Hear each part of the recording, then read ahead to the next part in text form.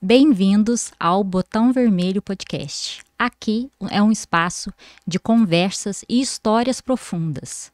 Em um mundo onde a velocidade corre em 2 vezes, queremos trazer com leveza e profundidade assuntos sobre vida, carreira, dinheiro e saúde. Aperte o botão vermelho, porque algumas verdades precisam ser ditas, algumas respostas já estão em você e alguns caminhos começam com um simples toque. Eu sou a Renata. Eu sou a Carla. E hoje recebemos Luciano Araújo. Bem-vindos, obrigada por aceitar estar aqui. Obrigado, meninas. Como vão todos e todas aí? Então, estou à disposição.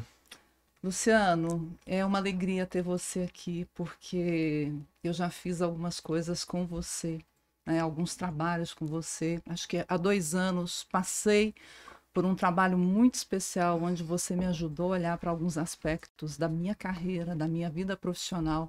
Então é uma honra e é uma alegria tê-lo aqui. Muito obrigado. E ao invés da gente pensar nessa formalidade de currículos, eu quero começar fazendo uma pergunta para você, que é a seguinte: o que é o mais importante na sua vida, para você? A paz. Quem tem paz tem tudo. Quem tem paz faz tudo menos guerra. Então, a paz, a busca da paz é uma constante. Mesmo que a gente tenha guerras na vida. A gente não faz a guerra para viver na guerra. A gente faz a guerra para terminar a guerra. Outro dia eu vi um cara falar uma coisa que eu achei muito legal. Que perguntaram, né? Você tá de qual lado da guerra? Ele falou, tô do lado do fim. E eu achei sensacional, porque entender que a gente não tem que estar em constante luta. A gente não tem que estar sempre fora da zona de conforto. A gente precisa do conforto, a gente merece. E o conforto traz alguma paz, traz tranquilidade. Então, se for para dizer o que é o mais importante, para mim é a paz. E quando você fala paz, você foi me dando algumas pistas, mas quando você fala paz, o que é paz para você? Porque paz para mim significa algo. Paz para Renata, outra coisa, mas para você, o que é paz? Como é que você descreveria? Quando você está em paz, como é que você se sente? Eu me sinto fluido, né? As coisas acontecem. Mesmo que você tenha problemas, né? A gente não pode ser ingênuo de achar que não vai ter problema na vida. Estar em paz não é estar sem problema, mas estar com a cabeça tranquila para pensar sobre. Ter a tranquilidade de raciocínio, de pensamento, de desenvolvimento de ideias para resolver os problemas da vida, para viver efetivamente. E para isso a gente precisa ter paz. Então, quando eu digo que eu tenho paz, é quando eu estou na plenitude do meu pensamento, na plenitude da minha espiritualidade, na plenitude dos caminhos que eu busco, né? Estar dentro daquele caminho que eu quero. E aí isso me traz paz. O que aconteceu na sua vida que você tomou esse caminho? Renata, olha, em 2002, não vou nem falar há muito tempo, né? Porque fica tempo demais, mas em 2002 eu tive uma experiência de quase morte.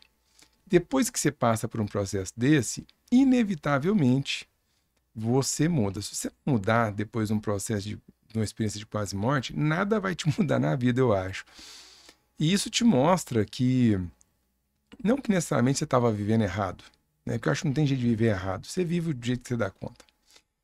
Mas te aponta caminhos que você diz, talvez esse seja melhor para mim, seja mais viável para mim, mais adequado para mim, mais dentro daquilo que eu acredito como realmente bom. Então, quando eu tinha 22 anos, eu tive essa experiência e eu sempre digo que foi a pior e a melhor coisa que aconteceu na minha vida. Foi ruim só porque dói, né? As pessoas ao seu redor sofrem e as coisas parecem não ter fim.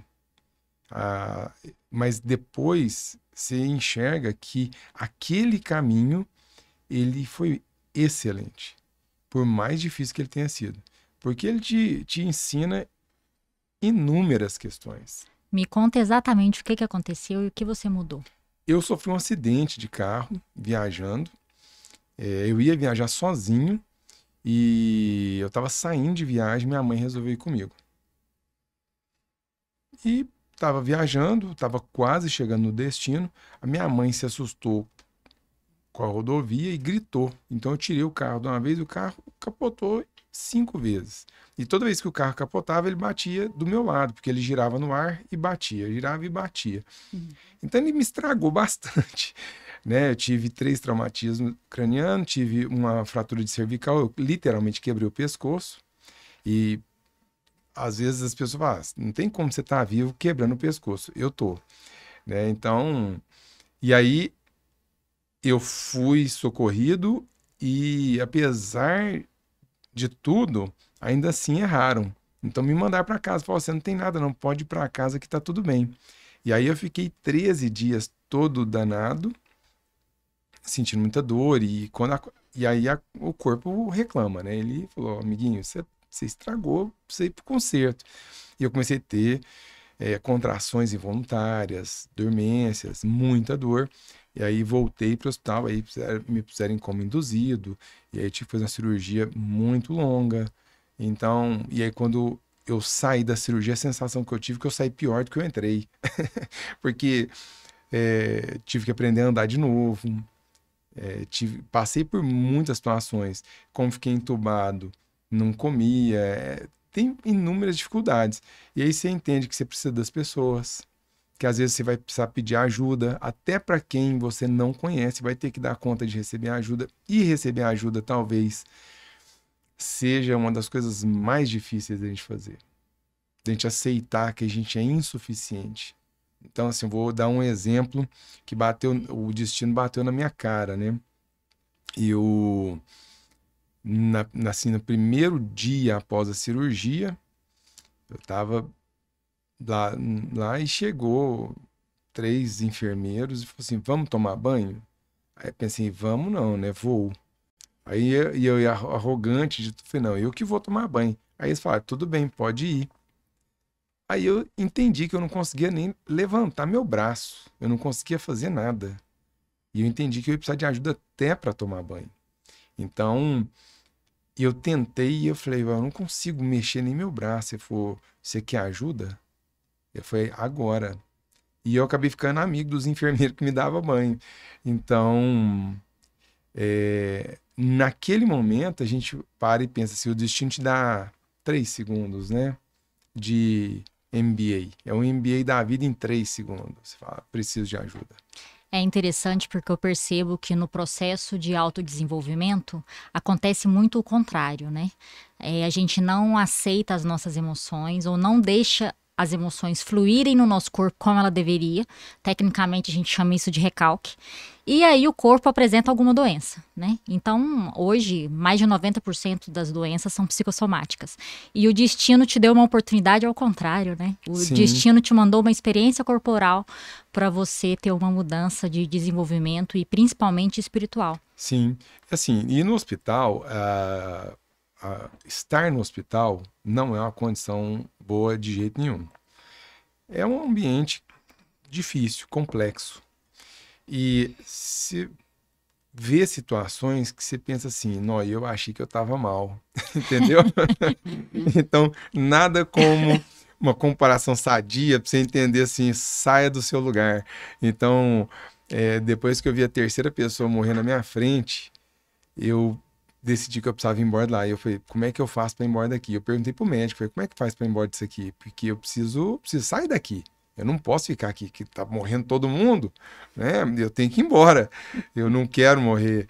Então, ele falou, você tem que ficar bom. Eu falei, como é que faz? Ele falou, você precisa voltar a andar, primeira coisa. E no outro dia, eu já estava levantando da cama e falei pro enfermeiro, me leva para andar. E era muito difícil, mas as pessoas estavam dispostas a me ajudar. Eu entendi que eu precisava, eu entendi que eu também tinha que estar disposto. E foi. Então eu saí rápido. Eu voltei a andar em apenas 3 meses, porque quando eu voltei para casa, tinham passado 2 dias de fisioterapia por semana, eu fiz 5.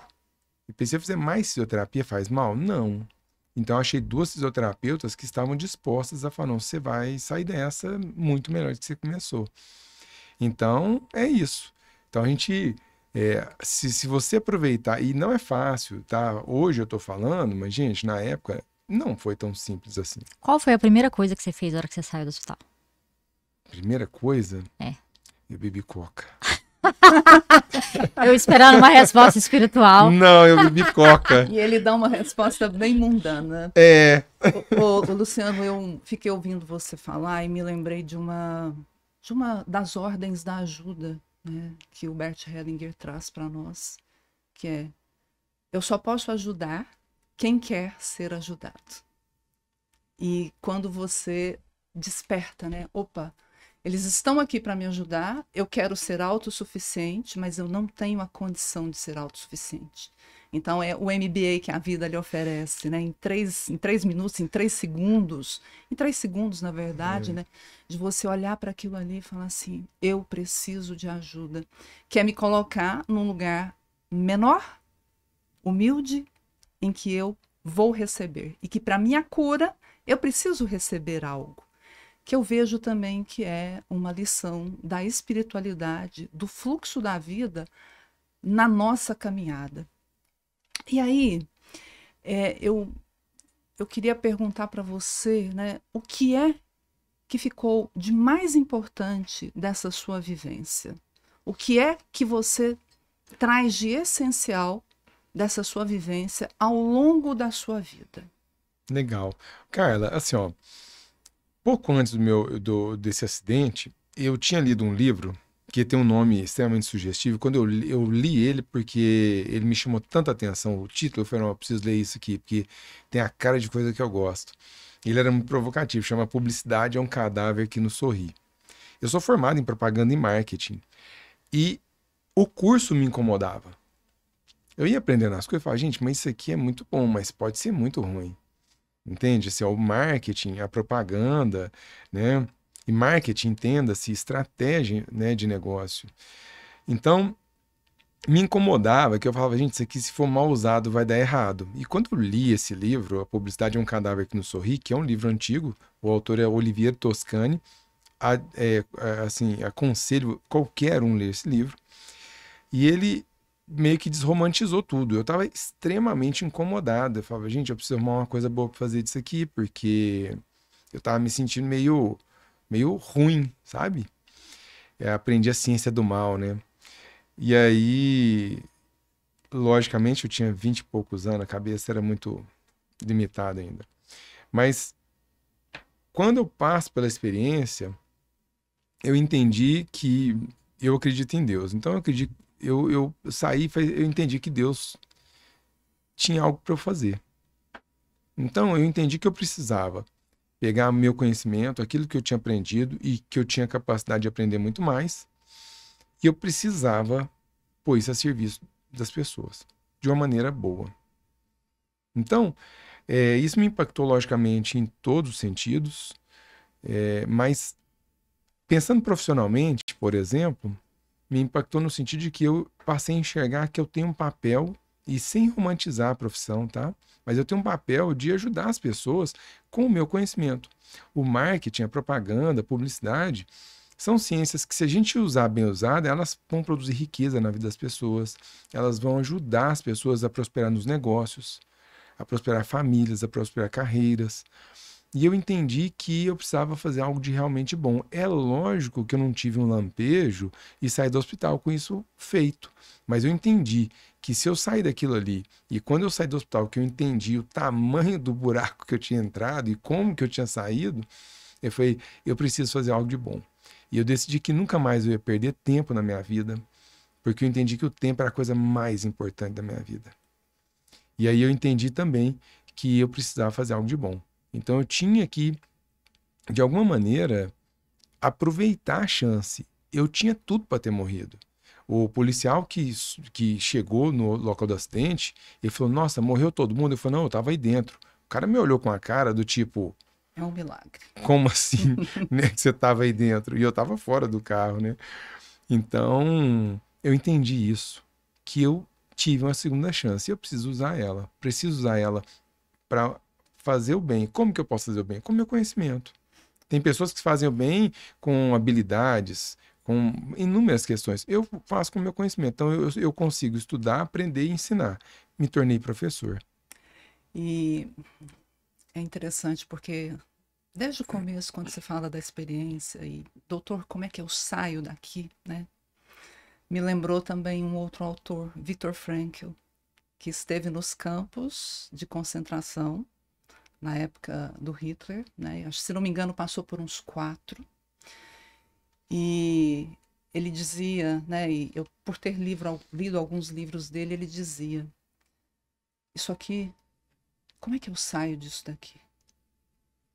Porque muitos morriam ali dentro. Como é que eu saio disso daqui? E foi aquilo ali que movimentou ele para sair e fazer tudo o que ele fez. Legal. Em prol da psicologia, em prol da psiquiatria, de trazer uma nova abordagem, falar muito de propósito e de sentido de vida, porque é isso, eu percebo que é com esse comichão que você saiu daquele hospital. O que é que eu posso fazer de diferente para servir as pessoas? E aí, eu quero te fazer uma provocação, que serve para todos, né, para todos nós aqui. Como é que você está vendo esses gurus de marketing, e principalmente do marketing digital, por aí, pregando o que está pregando, coisas miraculosas, que de verdade eu não sei se são tão miraculosas assim, ou se é uma estratégia de vendas. Tô provocando.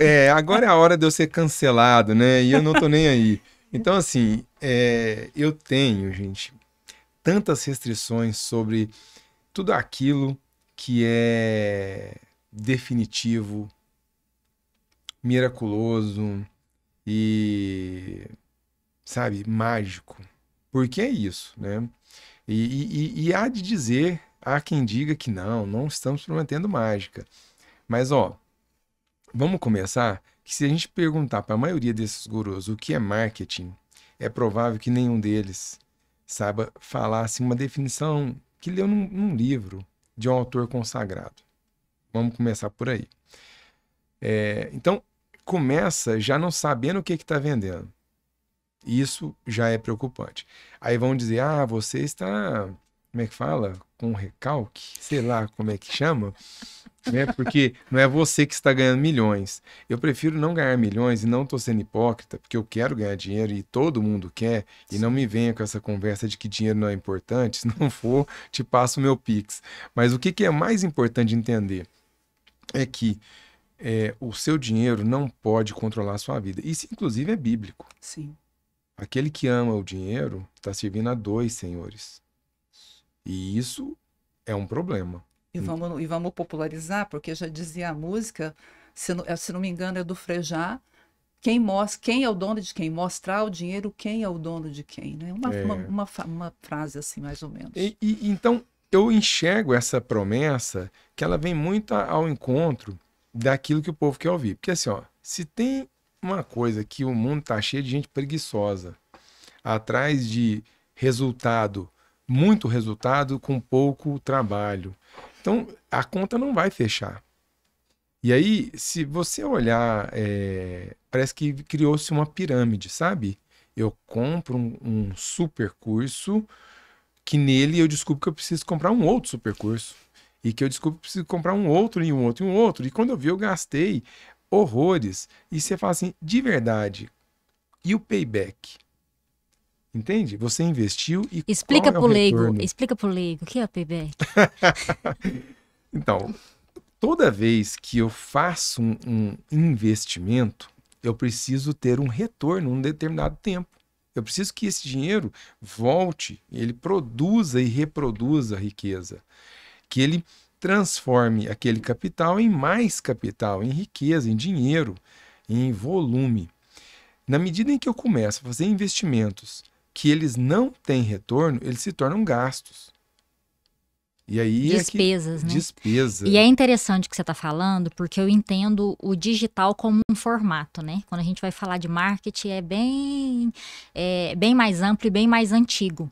E existe um movimento em que eu não preciso existir no offline, né? Eu não sou nada no offline, eu ainda não tenho uma expertise ou um negócio consolidado, mas existe uma fantasia que você pode, como se fosse um holograma, né? Me transformar em algo e ser algo na internet. O que você acha disso, né? Do parecer e não ser. É uma fantasia, exatamente. Assim, ó, gente, o digital, para começar, e não fui eu que disse, tá? Outro dia o Kotler, que é o pai do marketing, disse, vi lá uma citação dele, e vamos mais. Para quem gosta aí de bons caras da internet, eu vi num outro programa, caras junto do Flávio Augusto, falando sobre, gente, calma que não é marketing digital, é comunicação digital. Eu assisti a esse programa, Você foi viu, maravilhoso. Acho que estava o Kaká, Sim. estava o Perini, essa turma. E aí os caras falam, não é marketing, chão. é pé no chão, porque não é marketing digital. Marketing é um negócio feito de 7 coisas: produto, preço, praça, promoção, pessoas, processos, provas físicas. No mínimo tem que ter isso. E o P de promoção engloba toda a comunicação, que lá dentro tem o que se chama de marketing digital, que seria um nome mais apropriado, comunicação digital, porque eu estou usando o meio digital para me comunicar, para promover produtos, processos, promover serviços, né? Então, quando a gente olha o formato que é vendido, isso é um problema, por quê? Porque não passa uma semana no meu escritório se eu receber algum cliente frustrado, calejado de que gastou horrores e não deu resultado. E tem horrores que é vender o carro, se endividar. Sim, gente que se endividou. Gente que se endividou, que gastou muito dinheiro. Mas muito dinheiro mesmo. E que fala assim, ó, não me fale de agência de marketing digital, não me fale disso, não me fale daquilo. E a pessoa está aterrorizada. Eu falo, respira. Vamos entender primeiro se você tem que estar lá. Ah, mas é porque me falaram que se eu não estiver no digital, eu não existo. E parece hipocrisia, porque nós estamos fazendo um programa no meio digital. Eu posso estar, eu não tenho que estar. E é interessante, sabe? A gente precisa tomar cuidado com isso, né? Com essas verdades absolutas. Sim, e aí tem 2 pontos interessantes que eu quero compartilhar. Um é que eu também trabalho pela parte de negócios, mas principalmente o lado empírico e sutil pelo motivo que as pessoas não conseguem implantar e realizar na vida. E aí existe uma questão importante que é honestidade a si. Então, o que, na verdade, você quer, né? Qual resultado você busca? Você está conectado com o seu servir? Ou eu quero parecer algo? Ou é o status que eu estou buscando? E ser honesto em relação a isso. Não, eu quero status, eu quero ficar famoso. Tá tudo certo. Quando a gente é honesto, o caminho, né? A trajetória se abre, porque a gente pode desejar qualquer coisa. A questão é acreditar nisso e ser honesto. E eu vi numa questão de uma mentoria que eu fiz, que ela indicava você gravar um podcast sozinho para demonstrar autoridade. E aí, sensacional demais, quando né? eu vi aquilo, sim, indicou um modelo de microfone, indicou um ângulo. E quando eu vi aquilo, do lugar de consultora e terapeuta principalmente, eu pensei assim, eu espero que as pessoas estejam com a terapia em dia, porque pensei eu criar uma outra persona, uma outra máscara que eu vou conversar sozinha, procurando autoridade ou reconhecimento de alguém. Por isso que estamos aqui, né, Carla? Isso. E aí vai ao encontro daquilo que você falou, autoconhecimento. Porque se eu não passo primeiro por esse lugar de autoconhecimento, o que é que pode acontecer? Eu desconecto dos meus valores e eu sigo um caminho que não tem nada a ver comigo, que não tem nada a ver com o meu propósito, com o meu servir. Porque lá com 20 e poucos anos, 22 anos, saindo de uma experiência traumática, difícil, você acessou algo que tinha. Como é que eu vou servir? Qual é o meu servir nesse mundo? E quando a gente trabalha autoconhecimento, a gente olha para esses 2 aspectos. Qual é o meu servir, que vem de uma coisa muito mais ampla chamada clareza.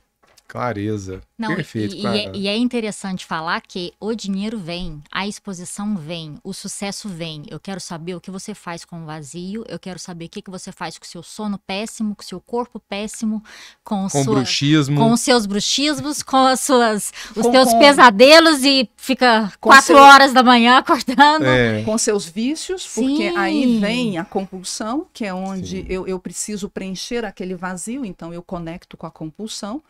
Então, tem tudo isso, mas eu vejo que esse aspecto de clareza é algo muito importante. Ô, Carla, uma vez um cliente meu, eu nem fechei com ele, mas por motivos comerciais nossos, né?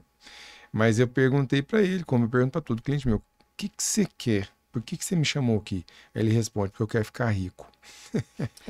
Adorei. E tá Não, tudo foi- bem, porque se foi esse for o valor sensacional. essencial dele, tá tudo bem. Mas você entende o tanto que é honesto quando a pessoa. E não tem problema, eu quero ficar rico. Nossa, que pessoa, né? Vazia. Não, eu também quero, tô nessa aí também, mas não quero só ficar rico, não quero ficar rico à custa de qualquer coisa, nem de qualquer comportamento. Quando eu entendo que assim, ó, o digital é legal, o movimento digital é legal, sim. Sim. Ele é para todos? Não. Assim como muitas coisas na vida, ou quase todas, não são para todos. A gente precisa entender assim, ó, toda vez que eu saio da minha posição, do meu lugar de estar, do meu lugar de ser, eu vou causar um desequilíbrio. E esse desequilíbrio, alguém vai pagar a conta. Essa conta, muitas vezes ela é dura, ela é pesada, e ela chega. Ela pode chegar mais tarde, ela pode chegar mais cedo, mas ela vai chegar. Por quê? Porque não dá para eu fingir popstar a vida inteira. Porque uma hora eu vou cansar. Uma hora isso fica inviável. Uma hora os meus desejos mais íntimos vão me cobrar. Porque talvez eu ter uma vida muito badalada seja um desejo. Mas ter uma família também é. E uma coisa, infelizmente, não vai casar com a outra. E a prova disso é que muito artista, quando resolve ter filho, dá 2, 3 passos para Dá uma trás. desacelerada. Desacelera. Porque não concilia. Agora, vamos falar que ele conciliou. Parece que ele conciliou. Porque o estar em casa ocupa tempo. Estar em casa ocupa tempo. Estar em casa é estar presente na vida daqueles que estão ao meu redor. Toda e qualquer palestra que eu já dei até hoje nessa vida, eu sempre disse que tudo é de dentro para fora. E por mais que pareça utópico, eu tento viver dessa maneira. Mas eu vejo quanto isso não chega. E as pessoas concordam, mas não fazem. Porque assim, nós somos extremamente simpáticos com as pessoas na rua. A gente é simpático com o mendigo, com o garçom, com todo mundo. E a gente trata mal a nossa mulher, o nosso marido, o nosso filho. A gente não tem paciência dentro de casa. Entende? E não que a gente tenha que inverter. Então eu vou ficar sem paciência na rua e vou ficar fofo dentro de casa. Não é isso. Mas vamos tentar ter um equilíbrio entre, já que eu dou conta de ser paciente, manter a minha imagem, né, linda e chega brilhosa, né, lustrada na rua, vamos ter essa imagem dentro de casa. Então vamos manter o mesmo grau de paciência, o mesmo grau de resiliência dentro da nossa casa, a mesma educação, o mesmo tom de voz. A gente não consegue. Então, parece que não tem nada a ver, mas a internet produz na gente pessoas extremamente amáveis. E você fala, cara, como eu quero ser como esse fulano, ciclano, beltrano. Ou extremamente bonitas, né? Amáveis, bonitas, inteligentes. Inclusive bonitas na aparência física, né? Sim. Cara, imagina que assim, ó, eu posso programar absolutamente tudo que eu vou fazer, a hora que eu vou fazer. E isso tá ligado à propaganda, ao marketing. A propaganda é uma forma de comunicação que eu tenho total controle. Eu só estou mudando o formato, entende? Então a gente está vendo muita propaganda, a gente nunca viu tanta propaganda quanto vê hoje, só que ela está disfarçada de postagem, de podcast, de post, sair da academia, né? Aquela coisa simples, mas que ela tá lá, né? A gente só precisa tomar cuidado para não ficar artificial. Isso. Não tem problema eu postar minha vida inteira se isso faz parte de mim. Não tem problema nada do que eu faço, desde que isso é meu. É real. Isso é real. É real. É meu. Isso é o que eu chamo de coerência. Existe coerência entre aquilo que eu falo e aquilo que eu efetivamente pratico? Porque o marketing não é a ciência da mentira. Nenhum livro de marketing vai dizer para você mentir. Vai dizer para você gravar um podcast fingindo que tem 1000 pessoas te assistindo, fingindo que alguém te entrevistou e ninguém te entrevistou. Nunca vai dizer isso. E nenhum autor sério vai mandar você fazer alguma coisa que é mentirosa. E é interessante que eu tenho percebido como é possível ser leve nesse contexto. Eu tenho passado um momento de vida que eu percebi que o esforço ele é relativo ao que faz sentido para você. E um dos meus starts nisso, né, porque eu tenho 2 filhos, eu tenho um contexto de vida muito de execução e fazedor. Então, tudo que eu faço para os meus filhos é um presente. Olha que beleza. Quando eu mudei o mindset para isso, e existe, né, o meu formato de trabalho hoje, ele atende a pessoa que eu sou e a vida que eu tenho, e a sensação de esforço é muito diferente. Então, quem é verdadeiro cansa menos, porque eu não preciso ser uma pessoa com você, uma pessoa com ela, uma outra pessoa quando eu estou na escola, ou estou na festinha, ou estou ali desenvolvendo a minha espiritualidade. Isso traz descanso, isso traz leveza, isso traz a possibilidade, inclusive, de estar aqui. Se a gente tivesse medo dessa exposição ou de parecer não verdadeiro, possivelmente a gente não estaria aqui hoje. Isso. E eu fico pensando o quanto isso está adoecendo as pessoas. Isso é bom porque tem serviço para vocês, né? Essa falta de coerência ou esse uso constante de máscara, eu não estou generalizando, mas a maioria, talvez a maioria, usa máscaras. E isso traz problemas de saúde para essa própria pessoa, porque não está leve, não está atuando dentro daquilo que é a essência dela, mas quem assiste mira naquilo ali e diz, eu quero ter essa postura, eu quero ter essa vida, eu quero isso, e não consegue bancar, e isso fica insustentável, e as pessoas estão adoecendo também por conta disso. O Brasil está batendo recordes de adoecimento mental, a gente está vendo isso aí. Ontem saiu uma pesquisa super com dados que está aumentando assustadoramente o índice de adoecimento mental. Está vinculado às empresas? Tá dentro dessa nova norma que vem por aí? Está. Mas o quanto disso também não é responsabilidade das próprias pessoas, com conteúdos que ela consome, aquilo que ela vê, aquilo que ela escolhe, aquilo que eu escolho estar no meu feed. Hoje eu sou muito seletiva com aquilo que vem para o meu feed, do Instagram, do LinkedIn, que são as 2 redes principais que eu tenho. Aquilo que eu ouço no Spotify, aquilo que eu ouço no YouTube, aquilo que eu estou ouvindo nas redes sociais. Sou muito seletiva com isso. Por quê? Porque eu tenho que ter essa responsabilidade com a minha pessoa. O filtro é seu, né? O filtro é meu, a responsabilidade é minha. Sim, a gente precisa parar de ficar transferindo responsabilidade. Como que isso passa aqui ou passa ali? Não, como que você está assistindo? Entendeu? Se tá passando, não tá passando, isso não é problema seu, porque não foi você que determinou o que passa. Agora, se você tá assistindo, é problema seu. Entende? Eu preciso trazer de volta o locus de controle interno. E enxergar de onde que a decisão passa. E aí volta em qual assunto que a gente tá falando? Honestidade interna. Honestidade interna. Ó, a Carla falou uma palavra que é coerência. Até pouco tempo atrás, se você entrar no meu site, você ia encontrar lá assim, ó, meus valores: confiança, precisão e transformação. Eu preciso que você confie em mim, me conte da sua empresa, do seu problema, para eu ter dados precisos e eu transformar isso em uma nova realidade junto de você, certo? Só que eu precisei adicionar mais um valor. Eu preciso de coerência. Então, pois, precisão, confiança, precisão, transformação e coerência. Porque o plano de marketing tem que ser coerente com a vida do meu cliente.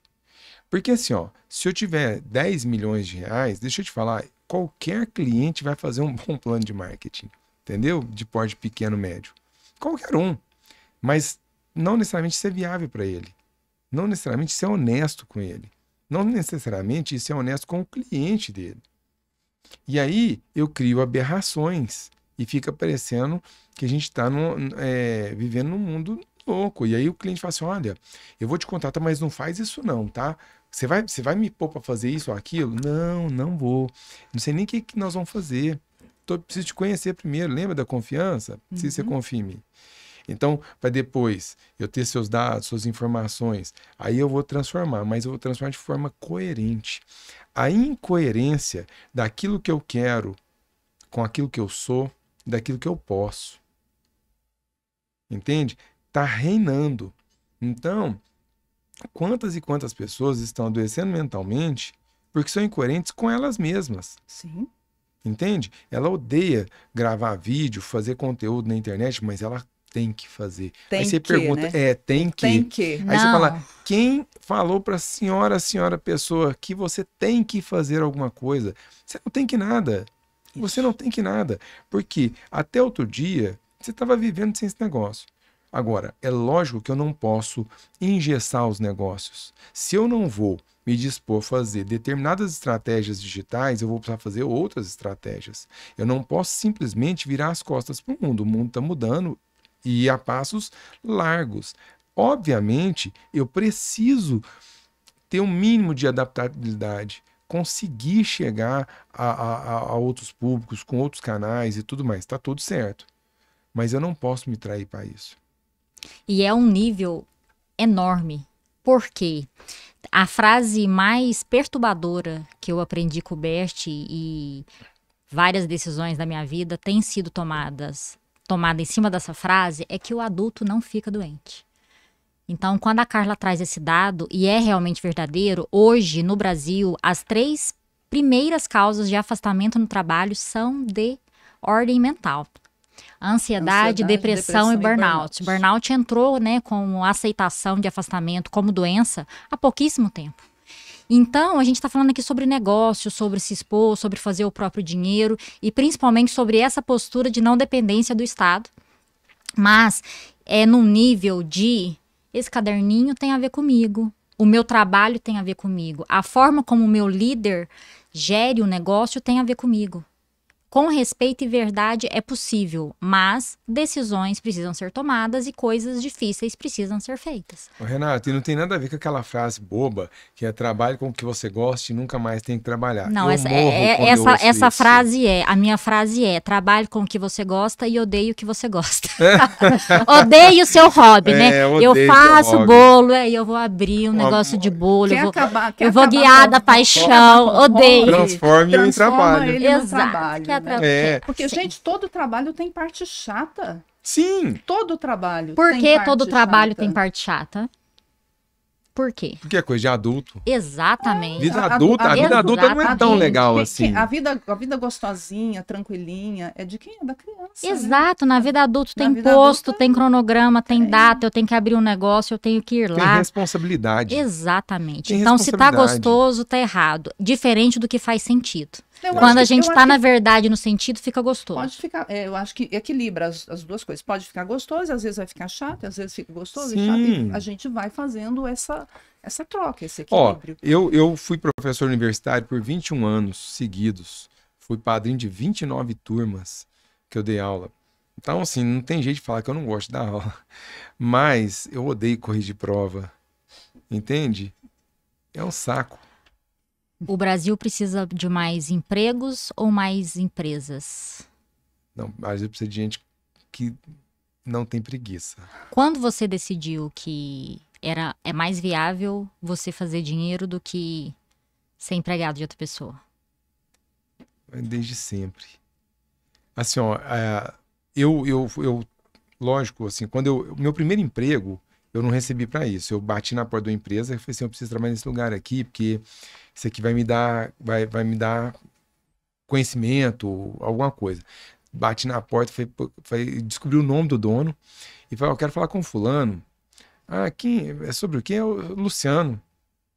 A mulher, menino de tudo, a mulher foi lá, me chamou o cara, fui na sala do cara, o cara me olhou, pois não. Eu falei, eu quero trabalhar aqui. Ele falou, não tem vaga. Eu falei, não, eu trabalho de graça. Ele falou, pode começar amanhã. E eu fui embora. E no outro dia eu cheguei e falei assim, você é doido, menino? Como é que você chama mesmo? Eu falei, Luciano. Ele falou, você vai trabalhar de graça mesmo? Eu falei, não foi o que eu combinei com você? Eu preciso aprender a trabalhar, ainda sou estudante. Então ele ficou me olhando meio assim. Passou muito pouco tempo e falou, cara, vou ter que te pagar alguma coisa. Não dá pra você ficar aqui trabalhando no dia que você trabalha, porque eu peguei para trabalhar. Depois disso eu trabalhei em outras agências como empregado, carteira assinada, e na última vez que eu tive carteira assinada, de repente eu era sócio. Sabe quando de repente você fala assim, agora eu virei sócio. E aí depois que eu virei sócio, eu saí do negócio e há 17 anos trabalho sozinho. Antes eu tinha 20 e tantos funcionários, sócio, tudo. Há 17 anos eu tenho eu. Né? É um fator limitante de crescimento? Sim, mas é viável na minha vida e É um honesto fator pra de mim. paz. É um fator de paz. Porque com certeza isso tem a ver com algum valor essencial seu. A paz. A paz. Sim. A paz. Que é uma coisa que eu não tinha quando eu trabalhava, quando eu tinha vários funcionários. Por quê? Porque se você tem algumas responsabilidades, talvez você não queira elas. E eu não sou obrigado a ter todas as responsabilidades. Algumas sim, algumas são minhas, né? Mas muitas não. Eu posso escolher algumas guerras que eu vou lutar. E aí eu falei, bom, eu quero ter funcionário? Não tô afim. Quero trabalhar sozinho. Por quê? Porque eu posso construir um modelo de negócio que sirva a mim e não eu a ele. Os modelos de negócio que eu tinha serviam a outros e não a mim. Isso não é uma questão de egoísmo, é uma questão de vivência e sobrevivência. Clareza Eu precisava também. encontrar um jeito de eu trabalhar, de eu não odiar meu trabalho, de eu gostar do que eu faço, porque tem um estudo que já foi feito há muito tempo que ele diz o seguinte: 30%, né, um terço da sua vida, você passa dormindo. Tem gente que dorme mais do que isso, né? Mas em média, As mães não. Né, as mães não. Um terço da vida a gente passa dormindo, um terço da vida a gente passa trabalhando e um terço da vida a gente passa fazendo todas as outras coisas. Então, se um terço da minha vida eu vou passar trabalhando, tem que ser bom demais. Não, duas decisões muito assertivas é o parceiro de vida e o trabalho. Né? Então, faz Porque sentido. o colchão, a gente troca o colchão, a gente pode fazer um investimento no colchão. A gente dorme até no chão se for necessário. Exatamente. Agora, o parceiro e o trabalho são dois pontos importantes. Mas se essas outras coisas, duas coisas, desassossegarem você na vida, Sim. isso é muito danoso. E tem outro você fator... pensa assim, Carla, desculpa te cortar, mas pensa o seguinte, e é um negócio que eu penso pra mim, se em casa vai bem, tudo pode ir bem. Mas se em casa vai mal, fica tranquilo que tudo irá mal. Eu só gostaria de colocar um parêntese que eu entendo em casa como o seu lar é você. Porque às vezes essa conotação de em casa a gente ainda pode tentar transferir um peso feminino, né? Que se o meu lar ele é totalmente bem cuidado e gerenciado, eu vou ter um desempenho melhor no trabalho. Isso é real e oficial, né? A gente tem dados sobre isso, mas só para deixar essa divisão aí clara. A gente sabe hoje que a tecnologia, ela influencia a nossa forma de viver. Eu estava falando esses dias para minha filha que para alguém ligar na minha casa, era um telefone fixo e a pessoa tinha que ter a coragem de ligar, porque tinha a possibilidade de 6 pessoas atender, inclusive papai, para depois falar comigo. Ela ficou, assim, horrorizada, né? E recentemente eu li um livro que chama 24/7, que ele fala sobre como a nossa vida mudou com esse acesso a, hoje, as lojas. A gente encontra lojas abertas 24 horas por dia na internet, né? Antigamente, para comprar um negócio no domingo, era no posto de gasolina, morrendo de medo do preço, e era se precisasse. Isso traz uma falsa sensação, além do empobrecimento da linguagem e da falta de gentileza, traz a falsa sensação do acesso 24 horas. Sim. O que você acha disso? Bom, eu sou totalmente contra essa coisa do acesso 24 horas, porque ninguém quer. Eu quero te acessar, mas quando você me acessa, eu já não gosto tanto, entende? Então, assim, é muita gente querendo respeito e pouca gente querendo respeitar. Então, eu sou até hoje sou a única pessoa que eu conheço que não tem WhatsApp, nunca Continua? tive. Continuo sem WhatsApp. Eu achei Sigo em incrível frente. isso. E eu não tenho birra com o WhatsApp, eu faço estratégias ligadas ao WhatsApp e tá tudo certo, mas para mim eu não quero. Por quê? Porque desde que o WhatsApp surgiu, eu enxerguei que assim, ó, as pessoas não vão saber usar.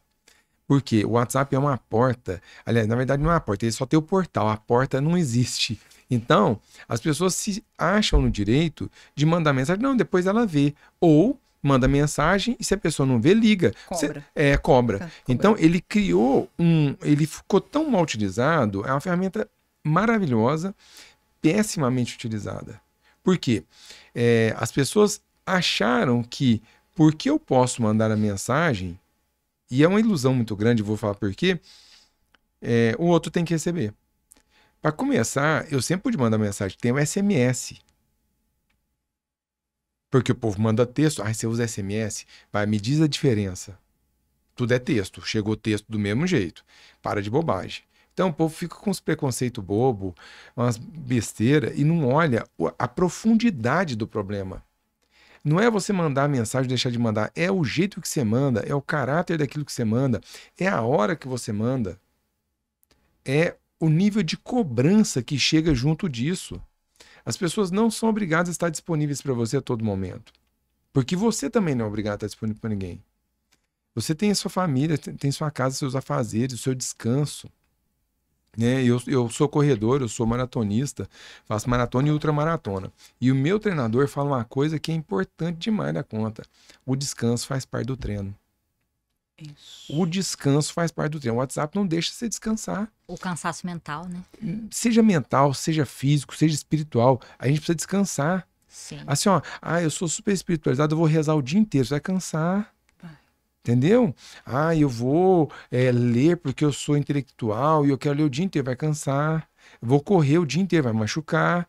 Então, assim, ó, precisa do descanso físico, mental, espiritual. Eu preciso parar. Até Deus descansou. Até Deus descansou, né, cara? Até Tá Deus lá. descansou. Tá lá na Bíblia, até Deus descansou no sétimo dia. No sétimo dia, né? E a gente louco querendo ficar super produtivo, não parar, em nome de quê? Em prol de quê? Essa é a minha grande provocação, sabe? Porque assim, Por quê? todo mundo tem que ficar rico. Eu não posso só ter uma vida boa. Entende?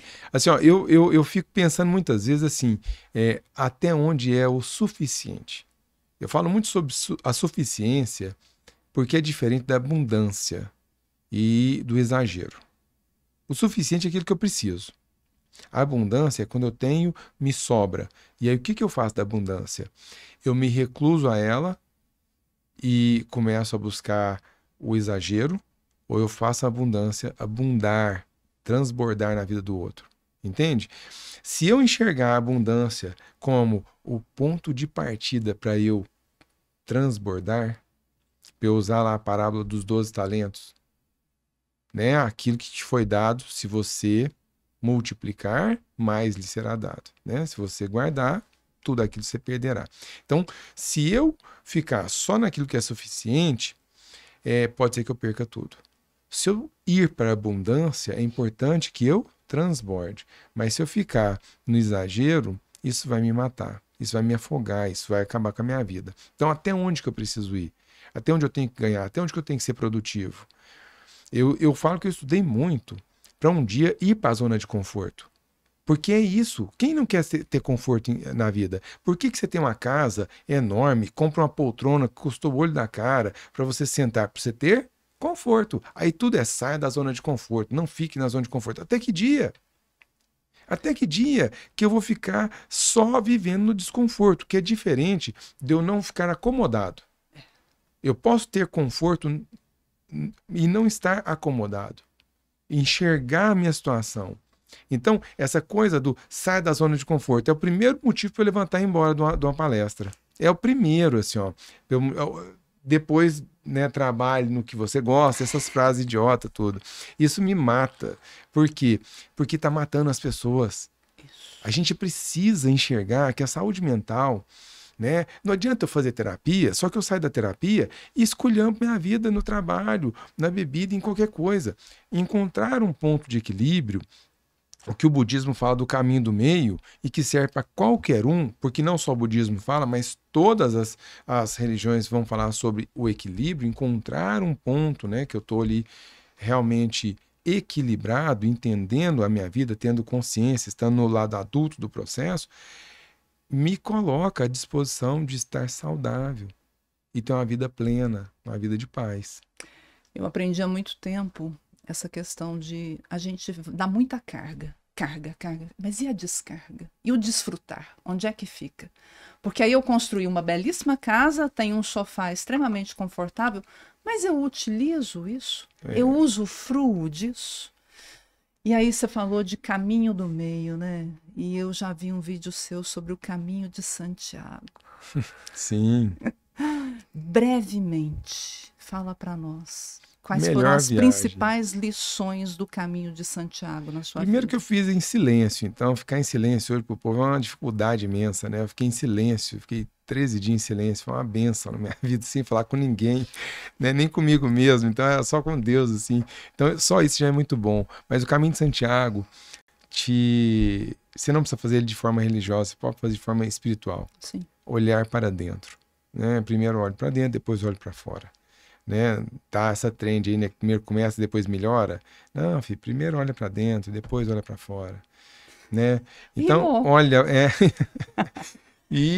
o que eu acho legal do caminho é que assim, ele nunca vai ser o mesmo para ninguém. Você pode fazer do lado do seu marido, do lado da sua esposa, do lado dos seus filhos. Você vai fazer de um jeito e eles vão fazer de outro. As visões serão diferentes. E é uma delícia. Foi a viagem mais barata e a melhor viagem da minha vida. Porque é um momento de reconexão, de integração, sabe? Então, é um momento realmente bom. Tá? E eu falo essas coisas, parece que eu sou aquele povo que abraça a árvore. Eu não abraço a árvore e morro de preguiça. Eu sei que você é muito pé no chão. Eu sou muito pé no chão, mas eu não abraço. Porque às vezes a gente fala essas coisas e o povo... você é da turma que abraça a árvore? Nunca. Nunca. Adoro árvore, mas não abraço árvore. Então, eu não sou essa turma zen demais, não. Mas eu acho que é importante o desconectar, o descarregar, o né? silenciar. O silenciar, o parar. Assim, tipo, o que você vai fazer? Nada. Mas como você não tá fazendo nada? Você não fez nada. Já viu quando alguém fala assim, nossa, não fiz nada hoje. Que beleza, né? Que bênção, né? Que bênção, você conseguiu. Consegui. Por quê? Porque todo dia a nossa agenda é uma loucura. Né? A nossa agenda é aquela coisa frenética. E aí um dia eu falo assim, não fiz nada. A pessoa até te olha, tipo, nossa, ele foi improdutivo. Que tristeza pra você, né? Porque pra mim não. O dia que eu consigo não fazer nada, provavelmente eu descansei. E Luciano, o que você acredita que seu pai fez de essencial para você se tornar o homem que você é hoje? Vamos pensar sobre o pai, né? Sobre o pai, sobre a mãe. Sobre o pai. Sobre meu pai. O que meu pai fez para me tornar quem eu sou hoje? Meu pai me ensinou sobre a verdade. Né? A gente precisa agir com a verdade. É a coisa mais importante da nossa vida. A verdade traz paz. A mentira traz tristeza, traz dor, traz tudo de ruim. A verdade traz paz. Luciano, agora você olha para a sua câmera. Sim. E você vai contar para nós onde é que as pessoas podem te encontrar. Quais são suas redes sociais? Ah, tá. Você pode me encontrar em Uberlândia. Uberlândia é uma cidade grande, mas não tão grande assim. Então você pode me encontrar em Uberlândia tranquilamente. Mas rede social, eu uso o Instagram, @LucianoAraújoPro. Tem o meu site, lucianoaraújo.pro.br. Tem o LinkedIn e tem meu e-mail, propósitoemarketing@gmail.com. Pode falar comigo. E o telefone? Só para pessoas autorizadas. É isso. E você, dona Carla, onde achamos você? Vocês me encontram no Instagram, Carla R. Limas. Vocês me encontram também no LinkedIn, Carla Lima. E é isto, nessas duas redes. O meu e-mail, carlarlimas@hotmail.com. É isto. E você, Renata? Eu sou a Renata Cordeiro, renata.c.cordeiro no Instagram. Enviem perguntas, enviem o que vocês gostariam de saber. Lá é o canal mais fácil para achar as outras informações. E eu quero agradecer muito por vocês, para quem chegou até aqui. E nosso botão vermelho está aqui. E encontramos vocês na próxima. Muito obrigada. Muito obrigada, Luciana. Obrigado a vocês.